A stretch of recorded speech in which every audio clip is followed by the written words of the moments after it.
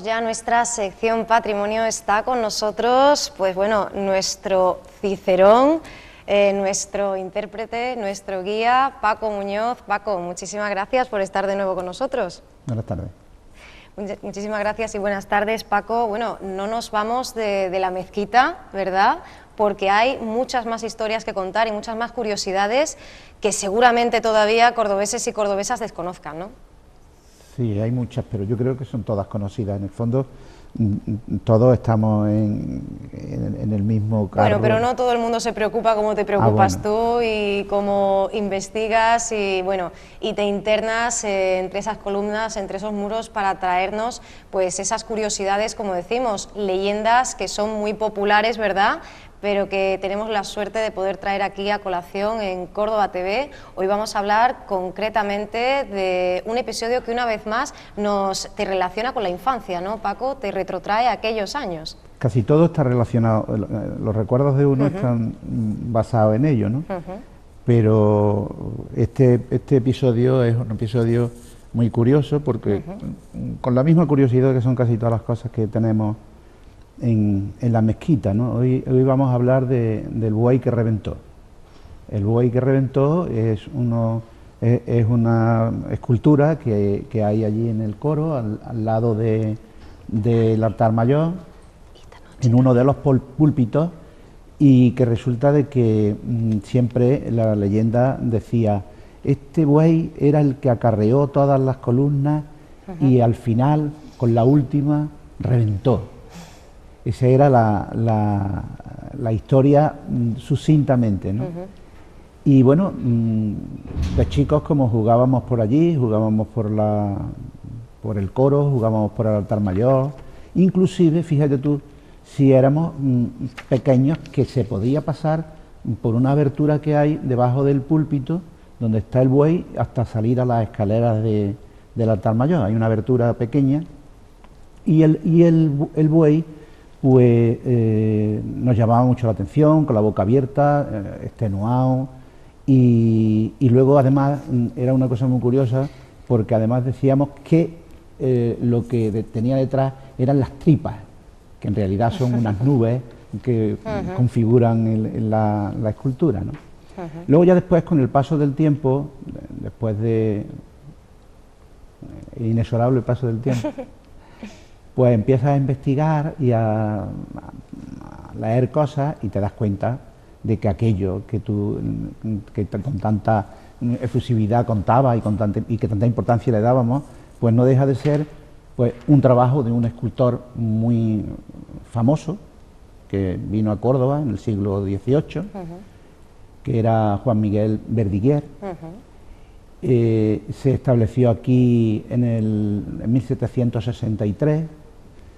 Fue el que esculpió los dos púlpitos del altar mayor, sí, con las esculturas de las basas, y a su vez este vino en una época en la que vinieron muchos artistas europeos a España, y yo lo relaciono con el terremoto de 1755, que hablamos el otro día, así de pasada, de Lisboa, que incluso en el mismo sitio donde está el buey,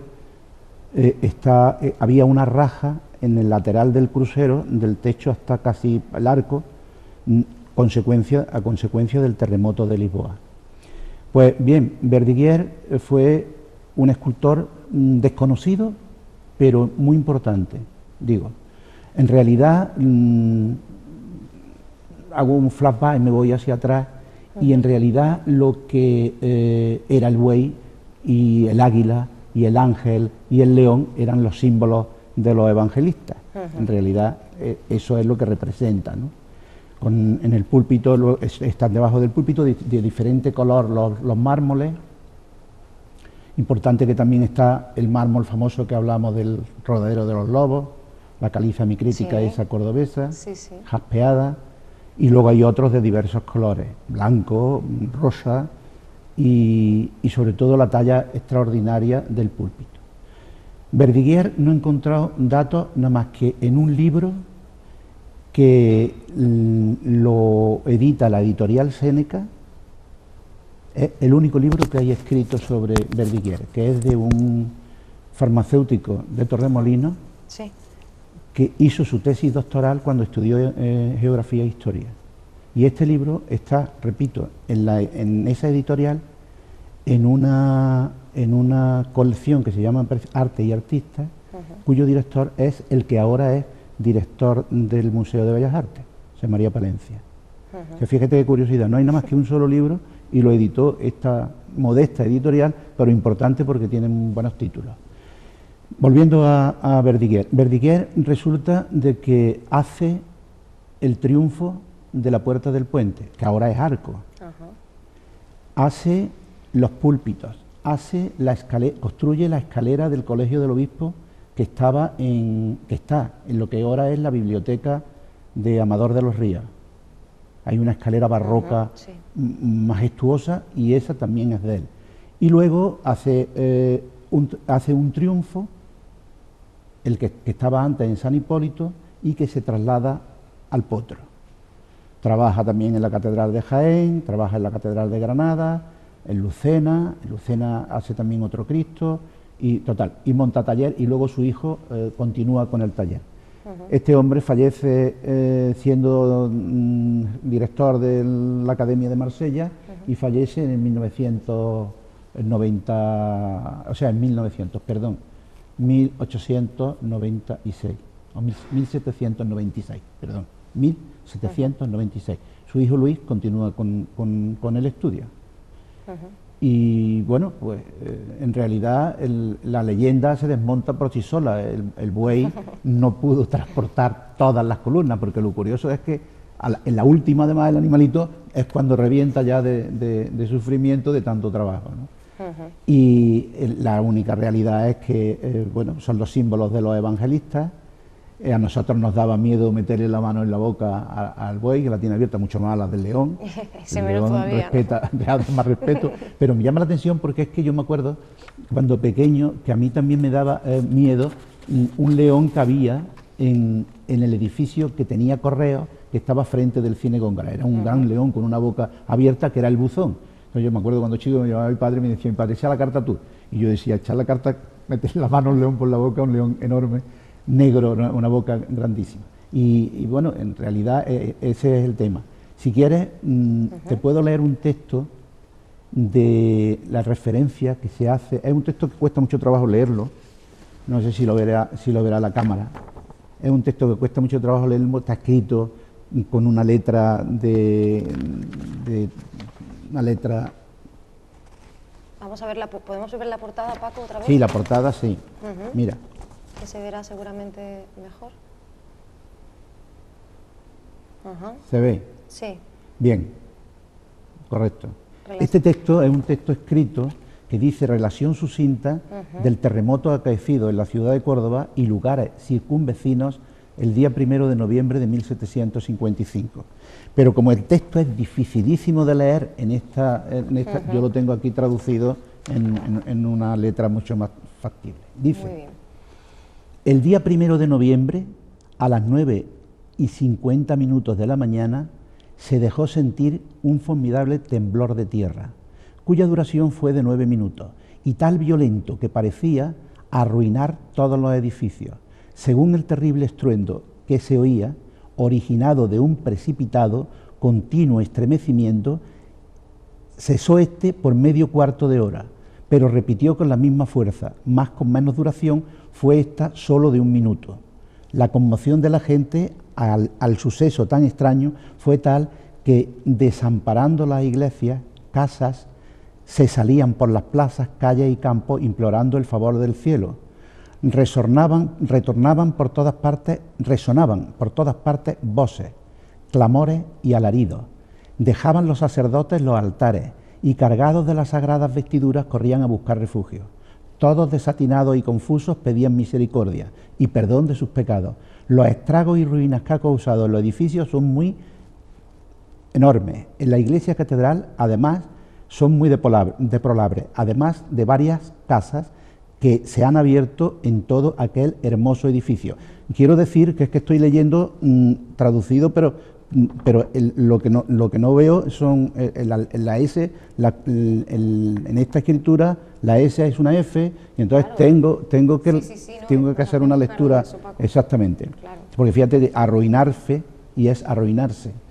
En las parroquiales de San Lorenzo y Santa Marina han quedado sus torres amenazando la misma ruina. En el convento de San Francisco cayó el altar y capilla mayor. En el colegio de Santa Catalina de la Compañía de Jesús se hizo una abertura muy considerable en la iglesia, habiendo salido algunas piedras de sus paredes y quedando toda ella maltratada. En todos los demás edificios, como son conventos de los terceros, monjas del Corpus, casas del ayuntamiento y otros varios, han quedado muy claras las señales del terremoto pasado. Apenas hay casa o templo que no haya padecido bastante. 200 casas están mandadas a demoler por el corregidor, quien al punto prohibió con graves penas que rodasen por las calles coches y carros. Parroquiales de Santa Marina y San Lorenzo desalojaron sus casas. Entre todo, lo que más admira es no haber perecido alguna persona, habiendo hallado muchas próximas a la ruina. Solo una chicuela quedó herida en el convento de Santa Inés, habiéndole caído encima una imagen de la santa. Esto lo hablamos el otro día, que es que la santa se movió, la niña pensó que la santa la estaba llamando y se le cayó en lo alto y le dio un golpe en la cabeza, pero no pasó nada, a la chiquilla, afortunadamente. Todo se atribuye a la especialísima, protección del señor San Rafael, declarado custodia de esta ciudad. Se ha hecho muy de notar la animosidad y resignación del señor don Pedro Cabrera, canónigo de esta catedral, quien obtuvo y renunció al decanato de ella, el cual, hallándose diciendo la misa conventual, al ver el estrépito y conmoción de aquel magnífico templo, abrió el sagrario y, sacando el Santísimo Sacramento, se abrazó con él y, postrado de rodillas, con los dos prebendados que le acompañaban, aguardaba solo su última hora, habiendo desamparado a los demás ministros y canónigos, quienes se fueron a refugiar al camposanto que estaba cerca. De los pueblos inmediatos hay noticias muy funestas. De Bujalance han preguntado al provisor dónde han de poner el Santísimo Sacramento, pues ni una casa ha quedado sana. De Luque se habían abierto una boca en el monte cercano y en Cañete otra, aunque más pequeña, de las cuales ha salido humo y olor pestilente. El azufre del infierno, claro, seguro. Lo más prodigioso lo de Belalcázar, esto es una exageración. Se sumergió la iglesia debajo de tierra, quedando solo 2 varas fuera, por donde se pudo librar toda la gente que en ella había, saliendo por las ventanas y claraboyas sin lección alguna, y hallándose próxima a la tierra, a los tejados. O sea que la iglesia dice de Belalcázar que se hundió.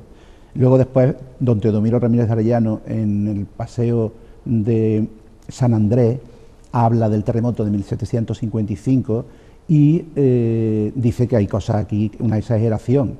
Hace ya el Cabildo encarga un trabajo mucho más concreto, ¿no? Entonces dice, acaba de llegar la maravillosa novedad que ha acaecido junto a Jaén.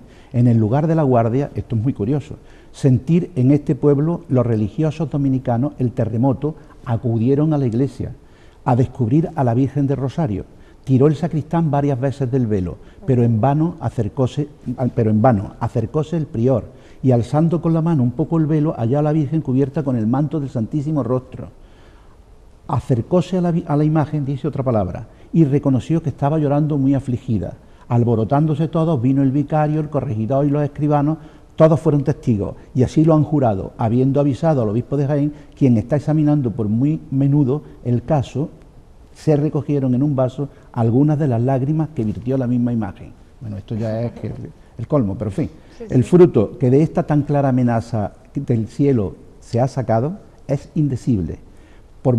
Son muchas las confesiones generales que se han hecho, muchas reformas de costumbres, enmiendas de vida, frecuencia de sacramentos grande, la fe se ve. Con esto esperamos que Dios tenga piedad de nosotros y no permita semejante desolación como amenazaba. Y el Cabildo, pues eclesiástico, está haciendo un novenario de fiestas al Santísimo Sacramento, estando patentes todas las tardes, y se trata de hacer fiestas muy solemnes para aplacar la ira de Dios. O sea que al final le echan la culpa a Dios del terremoto de Lisboa. El terremoto de Lisboa fue una cosa tremenda.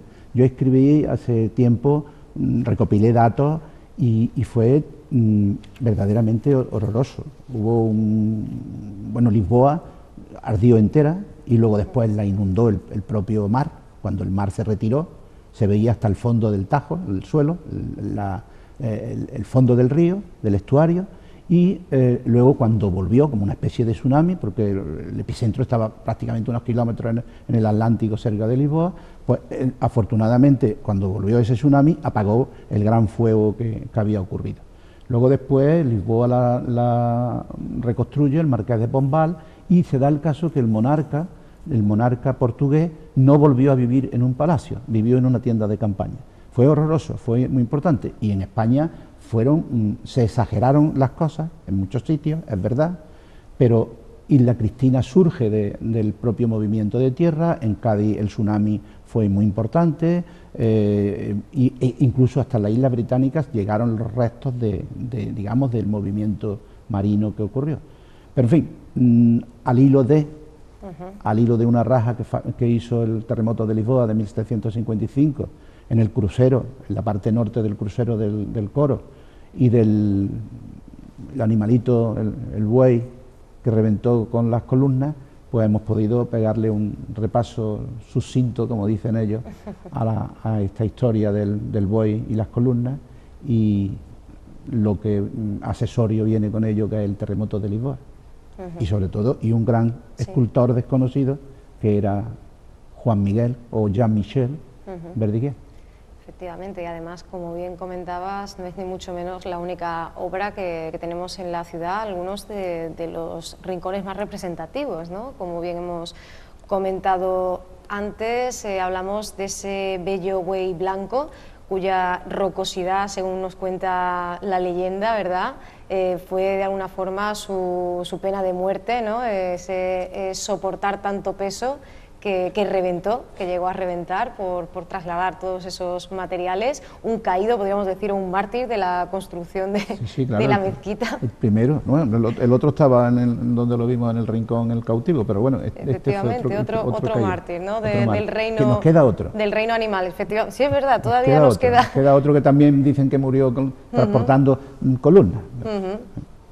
Y como decíamos, el buey además, un animal del sacrificio, bueno, vinculado a la figura de San Lucas. Ya hemos dicho antes que esta representación pues son las identificaciones o de alguna manera pues los vínculos animales, esas metáforas con respecto a los evangelistas, y en concreto, como decimos, un buey, un animal, el buey, cargado de simbolismo, no solo para Occidente, sino también para Oriente, incluso en el calendario chino, y siempre vinculado a estos conceptos del esfuerzo, el trabajo, el sacrificio benéfico.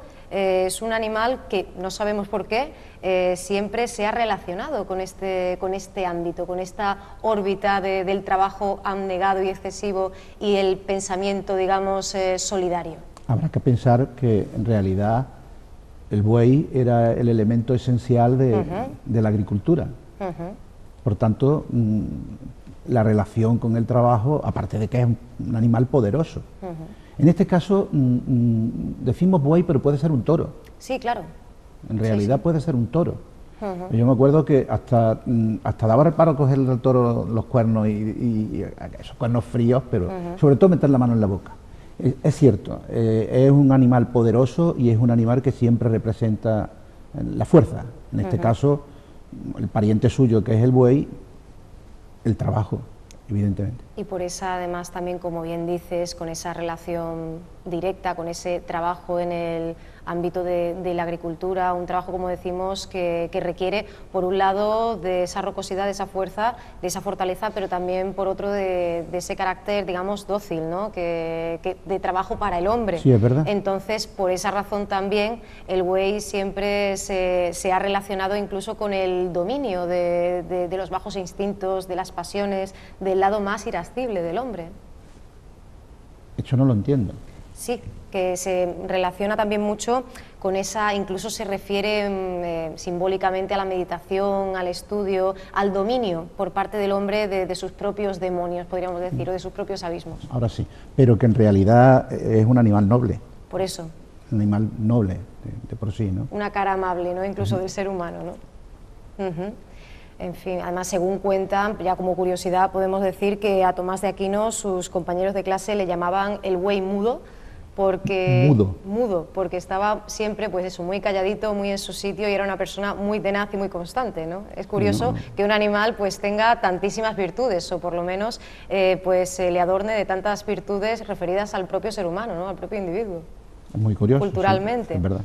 Hablábamos de este buey que reventó, hemos hablado en estos días de esa columna de azufre, del cautivo, hemos tenido ocasión de abordar pues diferentes leyendas, curiosidades que han estado incluso en la cabeza no solo de curiosos, sino también de muchos doctos, ¿no? Pero una vez más, como tú dices, pues se desmienten y se caen por sí solas, ¿no, Paco? Sí, es evidente, porque, bueno, primero nos ponemos, bueno, es absurdo tratar de desmentirlo, porque claro, es absurdo, pero bueno, como estamos en ello, la realidad es que la construcción de la mezquita tiene una serie de fases y tiene un montón de años que no puede vivir ningún animal. Ningún animal, por muy poderoso que sea, por muy noble, por muy buena persona, puede durar todo ese tiempo, ¿no? Claro. Eso es lo primero. Y lo segundo, que bueno, que estamos hablando de unos símbolos del cristianismo, unos símbolos bíblicos, y que no tienen nada que ver con la época musulmana tampoco, ¿no? Lo que pasa es que, bueno, los seres humanos nos dejamos llevar por las leyendas, todo son leyendas. La mitología griega, la mitología romana copia de la griega, el cristianismo que copia la mitología de los romanos, y en el fondo, pues todo es mitología. Y todos son leyendas. El sábado, esto no viene a cuento, pero estoy acordándome ahora, el sábado estuvimos haciendo una excursión por la huerta de Palma, por los pagos tradicionales de la huerta palmeña. Estuvimos haciendo un recorrido por los pagos. Fíjate, pagos, que viene del latín, sí, y que luego que significa pequeña unidad de territorio, que significa luego después pagano, aquel que se quedaba en esa zona aislado del resto de la religión y no aceptaba la religión oficial.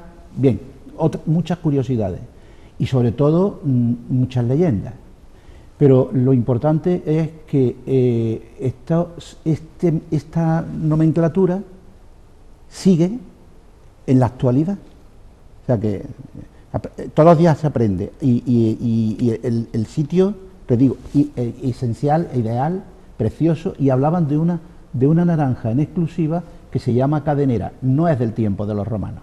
Los pagos normalmente estaban vinculados al olivo y a la vid, normalmente. Pero luego después fue más interesante el cultivo de la naranja y fue esto. Esto no viene a cuento, es verdad, pero quiero decirte, hay una relación con casi todas las cosas. Estábamos hablando de las leyendas. Allí había, en mitad de uno de los pagos, creo que se llamaba de Pedro Díaz, había una virgen y una ermita. Y esa virgen y esa ermita es una herencia de una leyenda de otra diosa que se supone habría en el tiempo de los romanos. Por tanto, somos animales de leyenda. Desde luego. Y nos alimentamos con ellas. Ahora no, ahora ya están las televisiones esas que son otro tipo de leyendas más familiares, ¿no? Más amarillas. Sí.